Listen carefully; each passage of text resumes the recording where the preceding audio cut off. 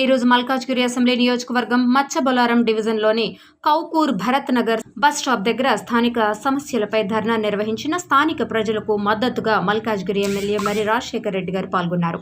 అనంతరం స్థానిక ప్రజలతో కలిసి భరత్ నగర్, రాజీవ్ గృహకల్ప, వాంబే కాలనీలో పర్యటించి సమస్యలు తెలుసుకున్నారు. ఆ సమస్యలకు సంబంధించిన అధికారులను అక్కడికే పిలిపించి వీలైనంత తొందరలో సమస్యలు పరిష్కరించాలని, లేకపోతే ప్రజలతో మీ కార్యాలయాలను ముట్టడిస్తామని, పెద్ద ఎత్తున ఉద్యమం చేస్తామని హెచ్చరించారు. ఈ సందర్భంగా ఎమ్మెల్యే గారు మాట్లాడుతూ ఎన్నో సంవత్సరాలుగా ఈ ప్రాంతంలో మంచినీళ్లు, డ్రైనేజు, రోడ్లు, కరెంటు, వీధి దీపాలు సమస్యలతో బాధపడుతున్నారని, తను ఎమ్మెల్యేగా గెలిచినప్పటి నుంచి ఈ సమస్యలపై ఉన్నత అధికారుల దృష్టికి తీసుకువెళ్లానని, కానీ అధికారం నుంచి విచిత్రమైన సమాధానాలు వస్తున్నాయని, నిధులు లేవని, సరైన సిబ్బంది లేరని అంటున్నారని, ఇంకా మల్కాజ్గిరి నియోజకవర్గ సమస్యలపై జిల్లా ఇన్ఛార్జ్ మినిస్టర్ శ్రీధర్ బాబు గారిని అవసరమైతే ముఖ్యమంత్రి రేవంత్ రెడ్డి గారి దృష్టికి కూడా తీసుకువెళతారని, రాజకీయాలకు అతీతంగా మల్కాజ్గిరి అభివృద్ధి చేసుకుందాం అని పిలుపు ఇచ్చారు. ఈ కార్యక్రమంలో water work DGM Bhaskar, manager Mallikarjun, GHMC DE Karthik, AE Ravali, electrical AE Venugopal, BRS senior నాయకులు, కార్యకర్తలు మరియు స్థానిక ప్రజలు పెద్ద ఎత్తున పాల్గొన్నారు.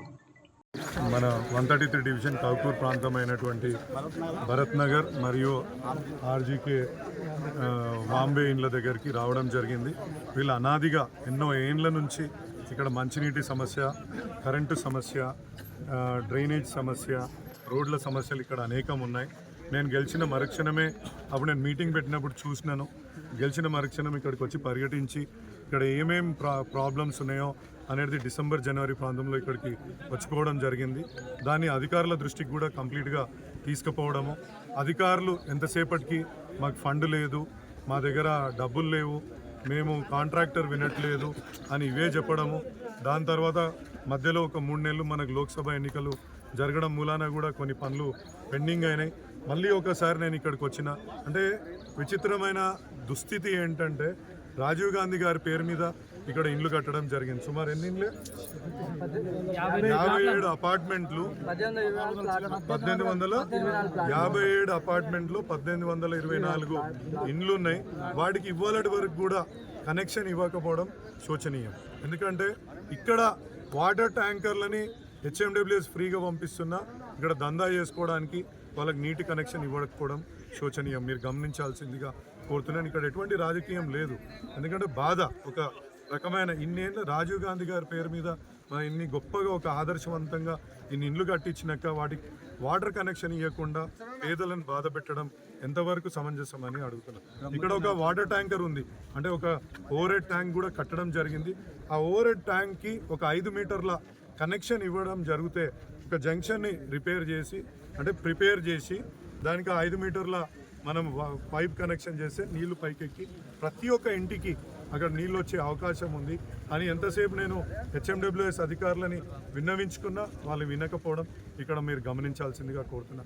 నేను వాటర్ వర్క్స్ డిపార్ట్మెంట్కి వెళ్ళిన జీఎం గారిని ఒక 4 సార్లు వాళ్ళ ఆఫీస్కి వెళ్ళి కలవడం జరిగింది.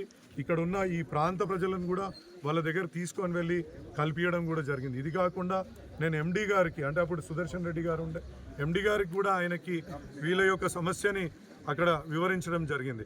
ఆయన కూడా సానుకూలంగా స్పందించి చూస్తా అన్నాడు. బట్ అన్ఫార్చునేట్లీ ఎక్కడ కూడా పనులు జరుగుతలేదు. జీఎం గారి దగ్గరికి వెళ్తే ఒక విచిత్రమైన పరిస్థితి, నా దగ్గర నాకు రూపాయి ఇచ్చే అధికారం లేదు సార్, మీరు ఏదున్నా పైన చెప్పుకోండి, ఎవరు చెప్పుకుంటారో చెప్పుకోరు, నేనైతే ఒట్టిడ కూర్చుంటే నేను అధికారిని మాత్రమే అని ఆయన చెప్పడం కూడా ఇక్కడ ప్రతిసారి మనం వింటున్నాం. అంటే బేసిక్ నెసెసిటీస్, ఒక రోడ్డు, ఒక డ్రైనేజు, ఒక కరెంటు. ఇక్కడ వాంబే ఇండ్లు ఉన్నాయి కొన్ని సంవత్సరాల కింద. ఎప్పుడు ఏ సంవత్సరంలో కట్టిరే? చంద్రబాబు నాయుడు హాయంలో వాంబే ఇండ్లు ఉన్నాయి. ఇప్పటికి కూడా అక్కడ ఒక కరెంటు మీటర్ లేదు. అంటే ఎటువంటి దుస్థితిలో ఇలా పేద ప్రజలు అంటే వాళ్ళ గొంతుగా వినడానికి కూడా ఎవరు సిద్ధంగా లేరు. అటువంటి పరిస్థితుల్లో నేను ఇక్కడ పర్యటించి ఇక్కడికి వచ్చిన తప్పకుండా వాళ్ళు కూడా ముందుకు వస్తా అన్నారు. బాంబే ఇండ్లో కూడా మేము కరెంట్ మీటర్ పెట్టుకుంటా అంటున్నారు. ఇక్కడ నీటి కనెక్షన్ కూడా గవర్నమెంట్ పైన ఒత్తిడి తెచ్చిన ఇలా హౌసింగ్ బోర్డు అని ఇన్ని రోజులు చెప్పుకున్నారు. హౌసింగ్ బోర్డు కూడా వాళ్ళకు హెచ్ఎండబ్ల్యూఎస్కి అధికారం ఇచ్చింది, మీరే ఇక చేసుకోండి. వాళ్ళ పరస్పర అవగాహన పత్రం కూడా మార్పిడి చేసుకున్నారు. అయినా కూడా వాళ్ళని నీళ్ళు దాగిపించడానికి అంటే నీళ్ళు దాగిపిస్తారు. ఇక ఏమంటారు మన భాషలు చెప్తారు కదా, నీళ్ళు దాగిపిస్తారు అంటారు కదా. 7 సేర్ల మా అమ్మ కరెక్ట్ చెప్పింది, 7 సేర్ల నీళ్ళు దాగిపిస్తున్నారు. అంటే ఇక్కడ వ్యక్తులు కాదు. దయచేసి నేను కాంగ్రెస్ ప్రభుత్వం చెప్తున్నాను, ఇక్కడ ఉన్న లోకల్ కాంగ్రెస్ నాయకులకు చెప్తున్నాను, మనం అల్టిమేట్లీ ఇక్కడ వాటర్ ఇప్పించుకునేటట్టు ప్రయత్నం చేద్దాం.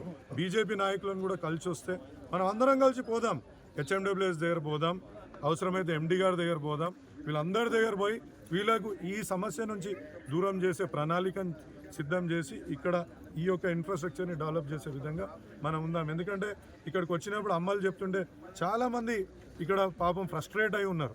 ఫ్రస్ట్రేట్ అయి నువ్వు ఎమ్మెల్యే ఏందబ్బా నువ్వు 6 నెలలు అయింది ఏం పని చేస్తావు అమ్మ, సంవత్సరాల తరబడి ఉన్నా కూడా వాళ్ళు అంటే వాళ్ళకి ఎంత ఫ్రస్ట్రేషన్ ఉందో ఒకసారి మీరు గమనించుకోవాలని చెప్పేసి కూడా మీ మీడియా ద్వారా అధికారులకు తెలియజేయాలా. అంటే ఇది రాజకీయం కాదండి, ఇక్కడ ఓట్లు లేవు, ఏం లేదు, ఏ రకమైన ఎలక్షన్స్ కూడా దగ్గరలో లేవు. Let us do some good for the people. అంటే ప్రజల కోసం మనం ఒక మంచి పని చేద్దాం అందరం కలిసి. అందరం కలిసి వస్తే కూడా నేను తప్పకుండా మీరు అందరూ కలిసి నేను కూడా రిప్రజెంటేషన్ ప్రభుత్వ పెద్దలకు ఇవ్వడానికి నేను సిద్ధంగా ఉన్నా. శ్రీధర్ బాబు గారిని కూడా మన జిల్లా మంత్రి గారు ఉన్నారు, జిల్లా మంత్రికి అంటే జిల్లాకి ఆయన ఇన్ఛార్జ్ మంత్రిగా చేసి ఆయనను కలుస్తాము. రేవంత్ రెడ్డి గారిని కూడా కలుస్తాం. ప్రజాపాలనలో ఇటువంటి ఇబ్బందులు కలగవద్దు, ప్రజలకు బేసిక్ నెసెసిటీస్ నుంచి కూడా.